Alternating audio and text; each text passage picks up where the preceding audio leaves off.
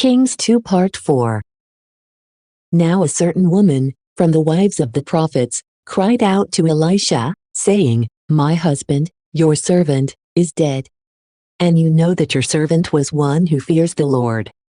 And behold, a creditor has arrived, so that he may take away my 2 sons to serve him. And Elisha said to her, What do you want me to do for you? Tell me, what do you have in your house? And she responded, I, your handmaid, do not have anything in my house, except a little oil, with which I may be anointed. And he said to her, Go, ask to borrow from all your neighbors empty vessels, more than a few. And enter and close your door. And when you are inside with your sons, pour from the oil into all those vessels. And when they are full, take them away. And so, the woman went and closed the door upon herself and her sons. They were bringing her the vessels, and she was pouring into them. And when the vessels had been filled, she said to her son, Bring me another vessel. And he responded, I have none. And there was oil remaining. Then she went and told the man of God.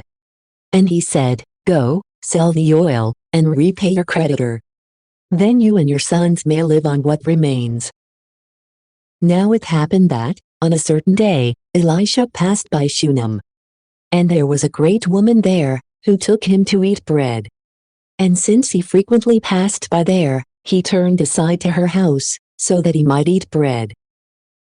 And she said to her husband, I have noticed that he is a holy man of God, who passes by us frequently.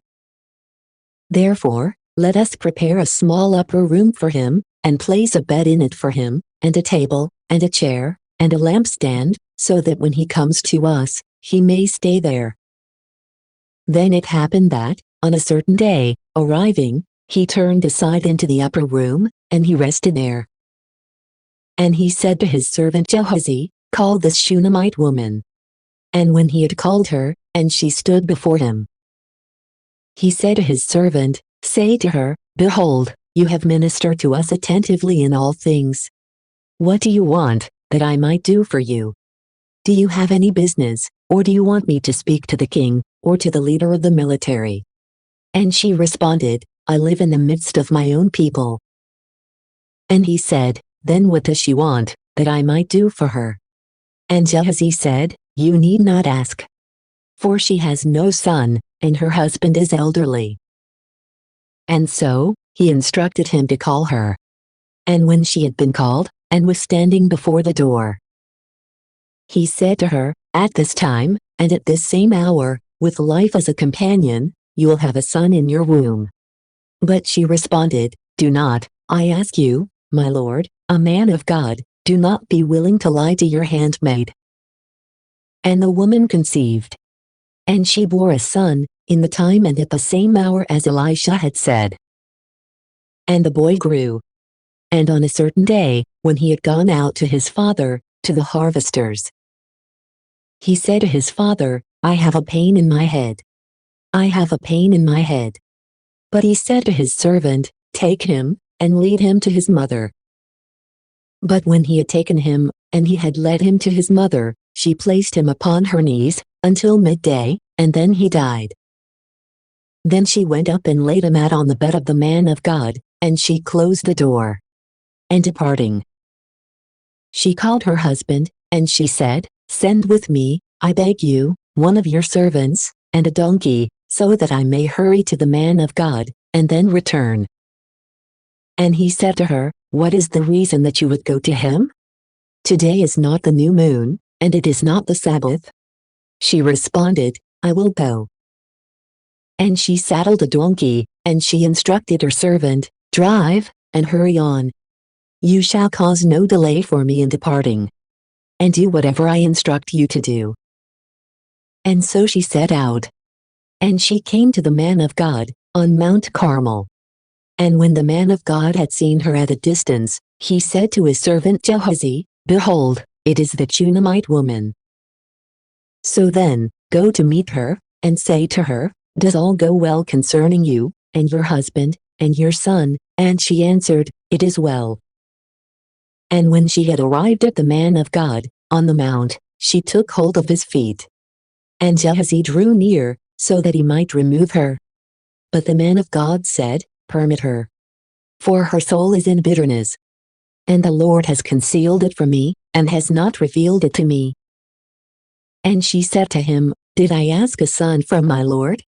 Did I not say to you, you should not deceive me?" And so he said to Gehazi, "Gird your waist, and take my staff in your hand, and go. If any man will meet you, you shall not greet him. And if anyone greets you, you shall not respond to him. And place my staff upon the face of the boy." But the mother of the boy said, "As the Lord lives, and as your soul lives, I will not release you." Therefore, he rose up, and he followed her. But Gehazi had gone before them, and he had placed the staff upon the face of the boy. And there was no voice, nor any response. And so he returned to meet him.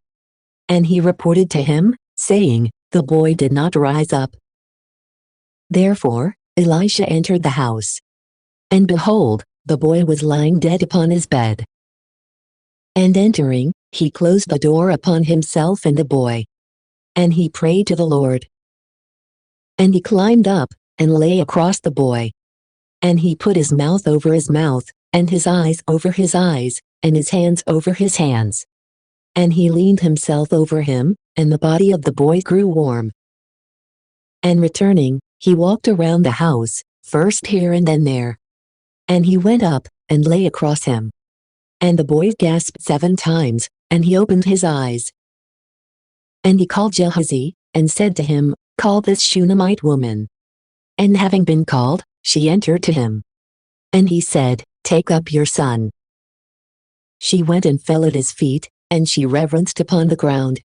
And she took up her son, and departed. And Elisha returned to Gilgal. Now there was a famine in the land, and the sons of the prophets were living in his sight. And he said to one of his servants, "Set out a large cooking pot, and boil a soup for the sons of the prophets." And one went out into the field, so that he might collect wild herbs. And he found something like a wild vine, and he gathered from it bitter fruits of the field, and he filled his cloak. And returning, he cut these up for the pot of soup. But he did not know what it was. Then they poured it out for their companions to eat. And when they had tasted the mixture, they cried out, saying, "Death is in the cooking pot, O man of God." And they were unable to eat. But he said, "Bring some flour." And when they had brought it, he cast it into the cooking pot, and he said, "Pour it out for the group, so that they may eat." And there was no longer any bitterness in the cooking pot. Now a certain man arrived from Baal Shalisha, carrying, for the man of God, bread from the first fruits, 20 loaves of barley, and new grain in his satchel.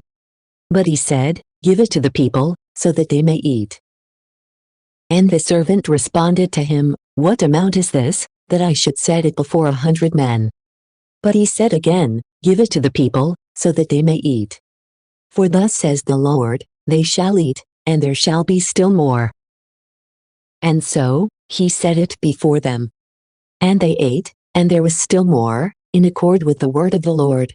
Thank you for watching. If you like the content on this channel, please press subscribe, the like button or comment below. We'd love to get your tips. See you next time.